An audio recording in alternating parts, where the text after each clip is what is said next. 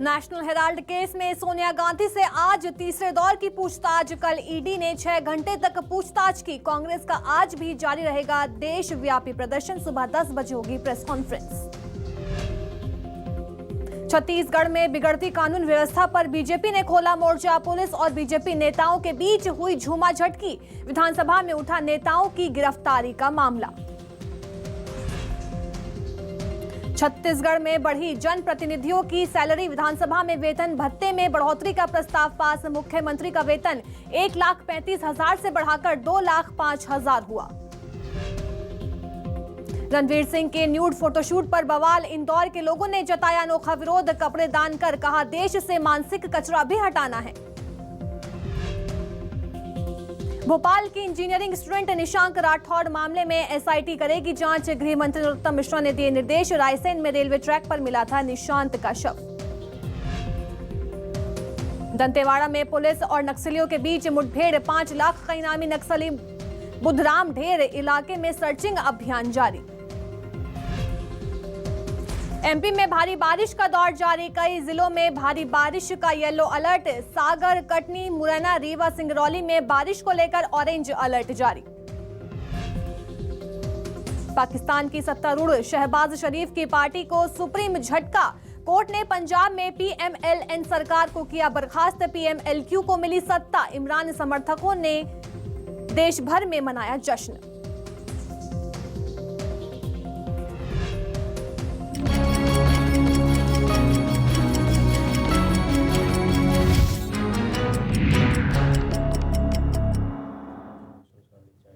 नमस्कार, मैं अलीशा और आप देख रहे हैं न्यूज 24 मध्य प्रदेश छत्तीसगढ़। तो चलिए रुख करते हैं बड़ी खबर का। खबर भोपाल से है, जहां आज जनपद पंचायत अध्यक्ष का फैसला आएगा। बता दें, पहले फेज के 170 जनपद पंचायतों में चुनाव हुए थे और जनपद सदस्य के मतों के आधार पर चुनाव बता दें कि चुना जाएगा अध्यक्ष। तो वहीं अध्यक्ष और उपाध्यक्ष के लिए फॉर्म जमा करेंगे सभी प्रत्याशी। तो अपने समर्थकों को अध्यक्ष बनाने में बीजेपी कांग्रेस लगातार जुटी हुई है। तो पहले फेज 170 जनपद में चुने जाएंगे, तो वहीं जनपद सदस्य के मतों के आधार पर चुना जाएगा अध्यक्ष। तो ये बड़ी खबर भोपाल से, जहां अध्यक्ष और उपाध्यक्ष के लिए फॉर्म जमा करने जाएंगे प्रत्याशी। तो बता दें, अपने समर्थकों को अध्यक्ष बनाने में बीजेपी और कांग्रेस पूरी तरह से जुटी हुई है।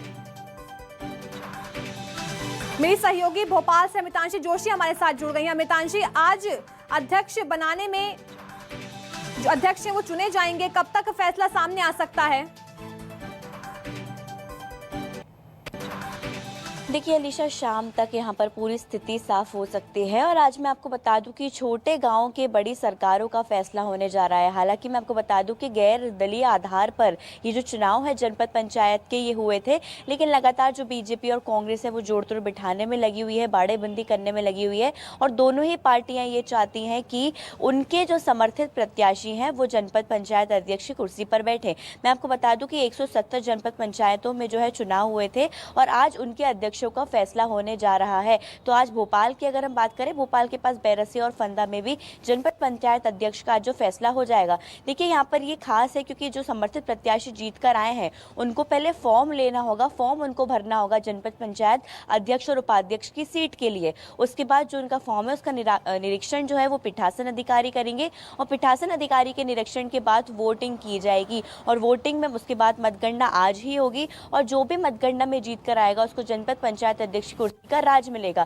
लगातार बीजेपी और कांग्रेस दोनों ही अपने अपने दावे यहाँ पर ठोक रही हैं। बीजेपी चाहती है कि उनके समर्थित प्रत्याशी उनकी जो है ये सीट्स पर बैठे, क्योंकि देखिए छोटे जो गांव होते हैं यहाँ पर सरकारों का फैसला जो होता है, सरकार काफी ज्यादा महत्वपूर्ण मानी जाती है। नगर परिषदों में काफी ज्यादा बीजेपी जीतकर आगे आई है, लेकिन कांग्रेस लगातार ये दावा कर रही है कि जो समर्थित प्रत्याशी हैं उनके वो वहां पर जीत के आने वाले हैं, क्योंकि छोटी जगहों पर कांग्रेस जीती है। हालांकि ये चुनाव काफी महत्वपूर्ण भी माने जाते हैं क्योंकि जमीनी स्तर पर जो है बीजेपी और कांग्रेस को यहाँ पर खुद को मजबूत करने का मौका मिलता है और वोटर्स को जोड़ने का मौका मिलता है। तो हालांकि आज का दिन खास होने वाला है। आज ही पूरी तरीके से शाम तक आज फैसला आ सकता है। अमितांशी हमारे साथ बने रहिए, आगे भी आपसे खबरों पर लगातार अपडेट हम लेते रहेंगे। तो रुख करते हैं एक और बड़ी खबर का, जो एमपी में लगातार बारिश का दौर जारी है। कई जिलों में भारी बारिश का येलो अलर्ट जारी कर दिया गया। तो सागर, कटनी, मुरैना, रीवा, सिंगरौली में ऑरेंज अलर्ट जारी कर दिया गया है। तो वहीं खरगोन दौरान सीहोर शिवपुरी में बारिश को लेकर येलो अलर्ट जारी किया गया। तो विदिशा, रायसेन, दमोह, छतरपुर में भी बारिश का अलर्ट जारी कर दिया गया है। तो ये बड़ी खबर भोपाल से, जहां सागर, कटनी, मुरैना, रीवा, सिंगरौली में ऑरेंज अलर्ट है। मेरी सहयोगी लगातार हमारे साथ भोपाल से बनी हुई है। अमृतांशी, हम देख रहे हैं कि लगातार बारिश को लेकर अलर्ट जारी किए जा रहे हैं मौसम विभाग की तरफ से। अगर हम राजधानी की बात करें तो इस समय कैसा मौसम है वहां पर? देखिए, बारिश को लेकर अगर हम बात करें तो बारिश को लेकर यहाँ पर जो है लगातार अलर्ट जारी कर दिया गया है। और हालांकि आने वाले कुछ दिनों में मध्य प्रदेश में जो है बारिश, जो तेज़ बारिश का दौर है वो कम देखने को मिलेगा। हालांकि बारिश जो है वो लगातार जारी रहेगी। अगर हम बात करें मौसम की तो राजधानी भोपाल में मौसम जो है वो अब खुलने लग गया है। भोपाल में मौसम इसलिए खुलने लग गया है क्योंकि जो है वेदर सिस्टम जो है वो चेंज हुआ है। आप देखेंगे कि हल्की जो बादल हैं उनका दौर जारी है। हालांकि कल रात में यहाँ पर थोड़ी बारिश देखने को मिली थी, लेकिन तेज़ बारिश का और फिलहाल कल दिन भर से यहाँ पर रुका हुआ है। अलग जगहों की अगर हम बात करें तो ग्वालियर, गुना, अशोकनगर, मंदसौर और खरगोन में बारिश को लेकर येलो अलर्ट जारी कर दिया गया है। पहले यहाँ पर रेड अलर्ट था, लेकिन अब येलो अलर्ट है। वहीं नरसिंहपुर, धार, खंडवा और मुरैना में बारिश को लेकर ऑरेंज अलर्ट है। तो जबलपुर, नर्मदापुरम संभाग की अगर हम बात करें तो यहाँ पर हमें तेज बारिश का दौर देखने को मिल सकता है। हालांकि मध्य प्रदेश में अगर हम बात करें तो लगातार तेज बारिश का दौर तो जारी है ही, क्योंकि कई जगहों पर जैसे कि हमने बात करा नर्मदापुरम संभाग में जो है बारिश को लेकर ऑरेंज अलर्ट है। वहीं अगर हम छिंदवाड़ा, छतरपुर की बात करें तो बारिश को लेकर रेड अलर्ट भी जारी कर दिया गया है। छिंदवाड़ा में काफी ज्यादा बाढ़जनक स्थिति शुरुआत में देखने को मिली थी। तो कहीं ना कहीं जो मध्य प्रदेश का मौसम है, आने वाले 3 से 4 दिनों में कम बारिश थोड़ी देखने को मिलेगी। लेकिन अगस्त की अगर हम बात करें तो दोबारा यहाँ पर तेज बारिश का दौर अगले महीने शुरू होगा। जुलाई का कोटा यहाँ पर बारिश का लगभग पूरा हो चुका है, लेकिन मध्य प्रदेश में अभी लगातार तेज बारिश का दौर जारी रहेगा और लोगों को फिलहाल बारिश से बड़ी राहत मिलने की कोई उम्मीद यहाँ पर नजर नहीं आ रही है। जी बिल्कुल, बहुत बहुत शुक्रिया अमितांशी, हमें तमाम जानकारी देने के लिए। अब खबर बड़वानी से है, जहां इंदिरा सागर परियोजना बांध के गेट खोले जाने के बाद नर्मदा नदी का जलस्तर लगातार बढ़ रहा है, जिसको लेकर जिला प्रशासन अलर्ट मोड पर आ गया। प्रशासन में नदी किनारे अस्थायी रूप से रहने वाले लोगों को सुरक्षित स्थान पर जाने के निर्देश दिए गए हैं। तो वहीं पुरानी पुलिया से आवाजाही करने वालों के खिलाफ भी कार्रवाई की आदेश जारी किए गए हैं। बता दें कि जलस्तर बढ़ने से नर्मदा नदी खतरे के निशान से काफी ऊपर बह रही है, जिसके चलते निचले इलाकों में बाढ़ का खतरा बना हुआ है। और बड़वानी एसडीएम घनश्याम धनगर ने राजघाट का दौरा कर स्थितियों का जायजा लिया।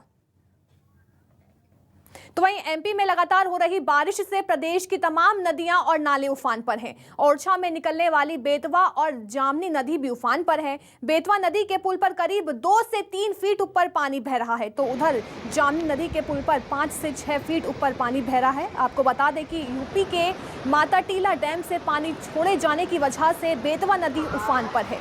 तो उधर जिला प्रशासन ने नागरिकों से नदी के पास ना जाने की अपील की है।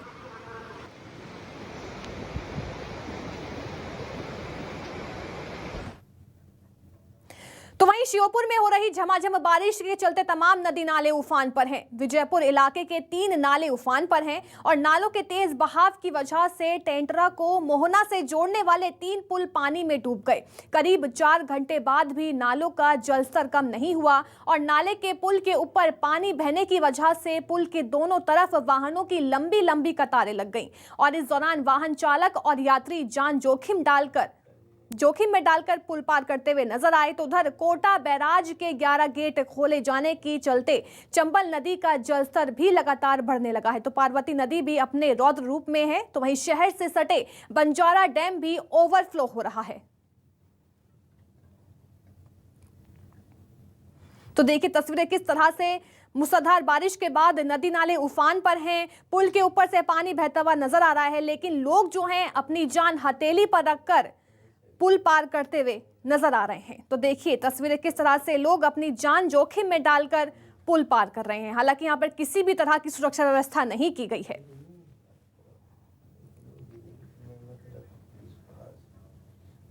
नीमच में लगातार हो रही बारिश के चलते झरनों के सुंदर नजारा देखने को मिल रहा है। इन दिनों सुखानंद धाम से 71 फीट ऊंचा झरना बह रहा है, जिसके देखने के लिए भारी संख्या में सैलानी आ रहे हैं और लुत्फ उठाते हुए नजर आ रहे हैं। देखिए तस्वीरें किस तरह से लगातार बारिश के चलते कहीं कहीं बहुत ही सुंदर नजारा देखने को मिल रहा है, जिसके चलते वो एक टूरिस्ट प्लेस बनता हुआ नजर आ रहा है। देखिए तस्वीरें किस तरह से झरना बह रहा है और उसे देखने के लिए दूर दूर से लोग आ रहे हैं।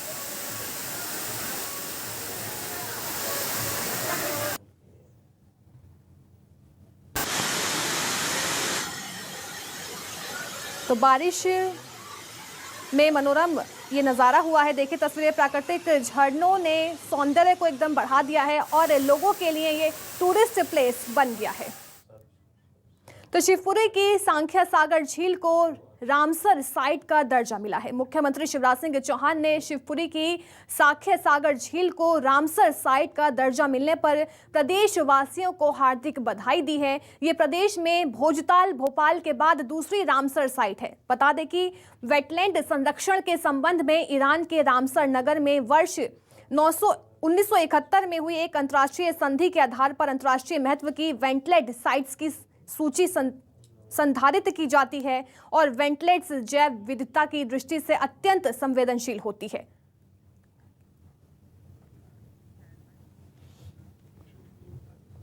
खबर जबलपुर से है, जहां दो सांड आपस में लड़ते लड़ते एक दुकान के अंदर घुस आए। पहले दोनों सांड सड़क पर लड़ाई कर रहे थे और उसके बाद एक दुकान के अंदर दाखिल हो गए और दुकान में लगे सीसीटीवी कैमरे में सांडों की तस्वीर कैद हो गई। देखिए तस्वीरें किस तरह से दो सांड आपस में लड़ते लड़ते दुकान के अंदर घुस गए और ये पूरी घटना जो है वो सीसीटीवी कैमरे में कैद हो गई है। तो सांडों के आतंक से लोग परेशान हैं। देखिए तस्वीरें किस तरह से सड़क पर सांड लड़ रहे थे और लड़ते लड़ते दुकान के अंदर घुस आए।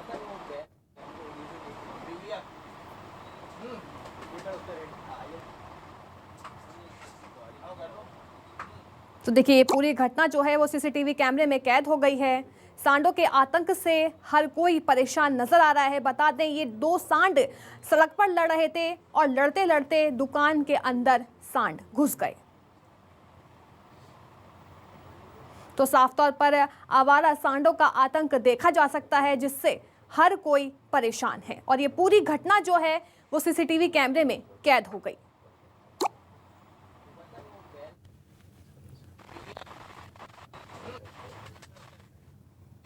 तो अब गुजरात में दहाड़ेगा एमपी के बाघ। बता दें वन विहार से रवाना किया गया है। ग्रीन्स जूलॉजिकल सेंटर को ये बाघ सौंपा गया। तो 3 तेंदुए भी भेजे जाएंगे गुजरात। तो वहीं गुजरात और एमपी के बीच शेर का समझौता नहीं हुआ है। तो ये बड़ी खबर है, जहां गुजरात में एमपी के बाघ अब दहाड़ते हुए नजर आएंगे। बता दें गुजरात और एमपी के बीच गिर शेर का अभी समझौता हालांकि नहीं हुआ।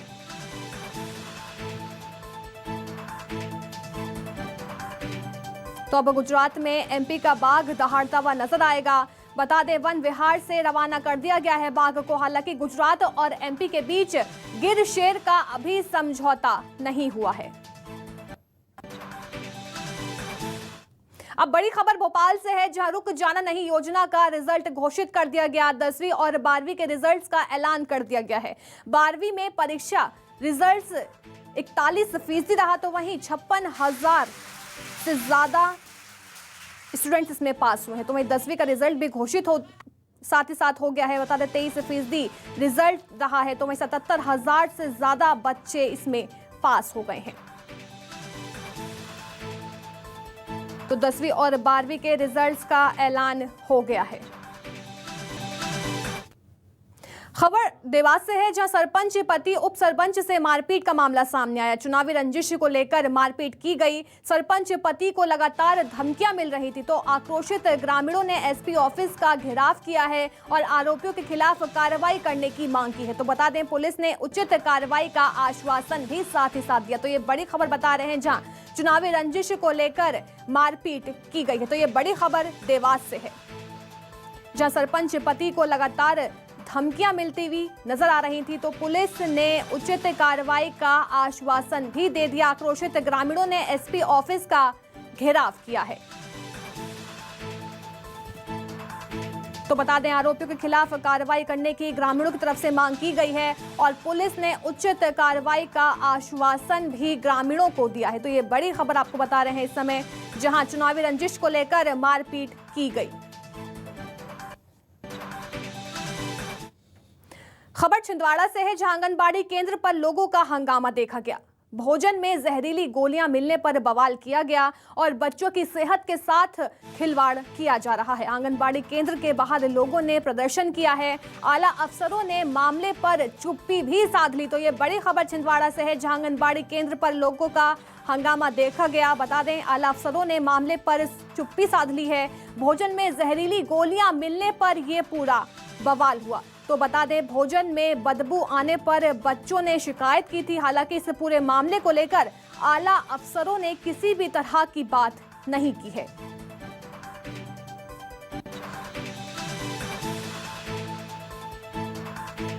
तो आंगनबाड़ी केंद्रों पर लोगों ने हंगामा किया है। बता दें, बच्चों ने खाने में से बदबू आने पर शिकायत की थी, जिसके बाद यह हंगामा हुआ है। हालांकि आला अफसरों ने मामले पर चुप्पी साध ली है।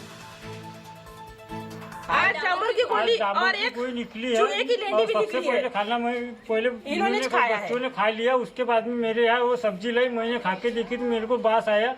2-3 घास खाए मैंने, मेरा पेट भी दर्द कर रहा है अभी। और वो मैंने खिचड़ी फेंक दी है। मैं खिचड़ी भी चेक करने के लिए ला सकता हूँ और सब्जी भी चेक कर लो। कच्च्या पोळ्यासाठी मांग झगडा भी झाला होता। मेरा कहना ये है कि जो लड़के ने वो सब्जी खाई है उनको चेक किया जाए। आज चावल की गोली और एक निकली है। चूहे की लेंडी भी सबसे निकली है। पहले खाना मैं पहले बच्चों ने खा लिया। उसके बाद में मेरे यहाँ वो सब्जी लाई, मैंने खा के देखी तो मेरे को बास आया। 2-3 घास खाए मैंने, मेरा पेट भी दर्द कर रहा है अभी। और वो मैंने खिचड़ी फेंक दी है। मैं खिचड़ी भी चेक करने के लिए ला सकता हूँ और सब्जी भी चेक कर लो। कच्च्या पोळ्यासाठी मांग झगडा भी झाला होता। मेरा कहना ये है कि जो लड़के ने वो सब्जी खाई है उनको चेक किया जाए।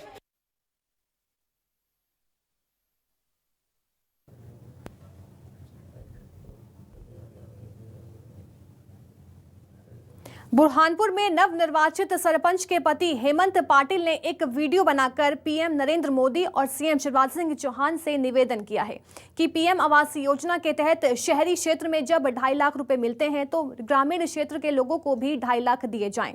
फिलहाल ग्रामीण क्षेत्र में लोगों को 1.5 लाख ही मिलते हैं, जिससे ग्रामीण क्षेत्र के लोगों के मकान नहीं बन पाते।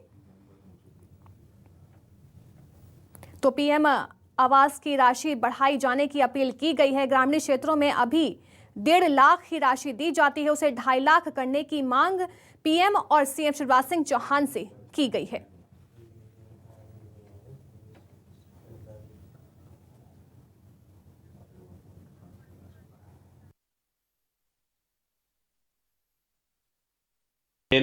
हमारे ग्रामीण क्षेत्र की जनता ने हमें बहुत विश्वास के साथ जिताया है और मैंने आदरणीय प्रधानमंत्री नरेंद्र मोदी जी और आदरणीय मुख्यमंत्री शिवराज सिंह जी से अनुरोध किया है कि जिस तरह प्रधानमंत्री आवास योजना की राशि शहर में 2.5 लाख रुपए मिलती है, उसी तरह ग्रामीण जनता को भी प्रधानमंत्री आवास योजना की राशि 2.5 लाख रुपए करने की कृपा करें। इंदौर शहर की स्वच्छता से देश के कई राज्य ही नहीं बल्कि अब विदेश के नागरिक भी प्रभावित हो रहे हैं। मंगलवार को कई देशों के प्रशासनिक अधिकारी और नागरिक इंदौर की स्वच्छता देखने पहुंचे और कचरा डंप करने से लेकर वेस्ट मैनेजमेंट सिस्टम को देख वो काफी प्रभावित हुए। इंदौर की स्वच्छता और वेस्ट मैनेजमेंट सिस्टम देखने जाम्बिया, फ्रांस, फिजी और ग्वाटेमाला, हॉन्डुरास देश के अधिकारी और नागरिकों ने इंदौर शहर के विभिन्न क्षेत्रों का अवलोकन किया है।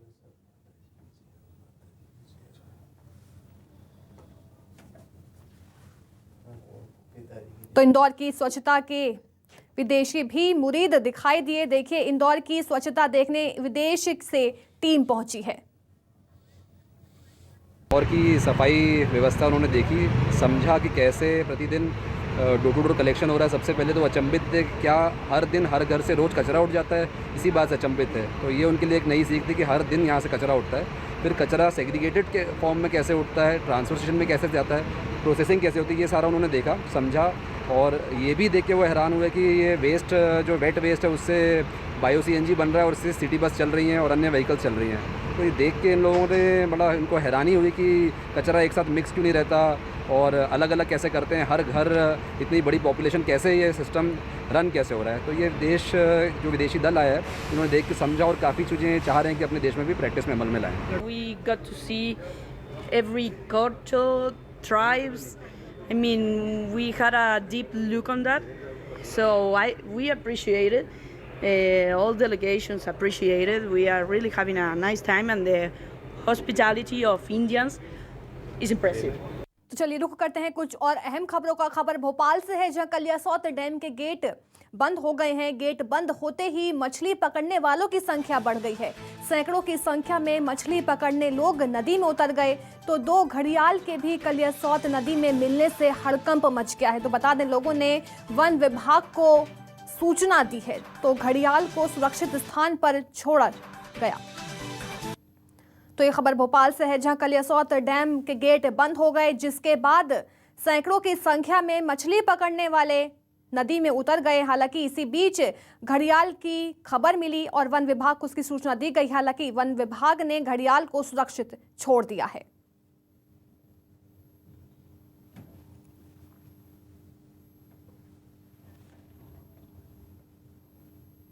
खबर नरसिंहपुर से है, जहां पीड़ित मां और उसके परिजनों ने नरसिंहपुर एसपी से अपने बेटे की संदिग्ध मौत की निष्पक्ष जांच करने की मांग की है। पीड़ित मां का कहना है कि चुनावी रंजिश के चलते उसके बेटे को जान से मारने की धमकी मिल रही थी और थाने के पास ही संदिग्ध हालत में उसका शव बरामद मिला, लेकिन पुलिस इसे सड़क हादसा बता रही है, जबकि उसके बेटे के शरीर पर चोट के निशान थे। अब ऐसे में उसे पूरी आशंका है कि उसके बेटे की हत्या की गई है। उधर पुलिस अधीक्षक ने भी पूरे मामले को गंभीर माना है।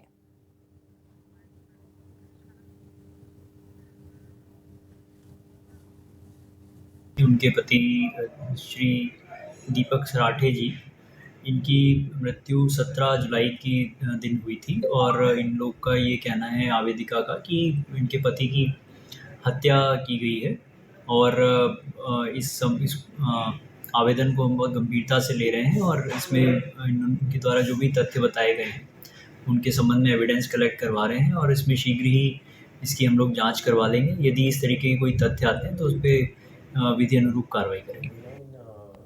खबर धार से है, जहां जन सुनवाई के दौरान कलेक्टर ने एक युवती की शिकायत पर पीथमपुरा के निजी नर्सिंग कॉलेज प्रयागराज में फोन लगाकर आम नागरिक की तरह बात की। कलेक्टर ने कॉलेज की हकीकत जानने के लिए नायाब तरीका आजमाया। धार कलेक्टर डॉक्टर पंकज जैन ने प्रयागराज कॉलेज में फोन लगाकर कॉलेज में एडमिशन के लिए पूछताछ की, तो वहीं उन्होंने fees structure, building, college campus को जाना।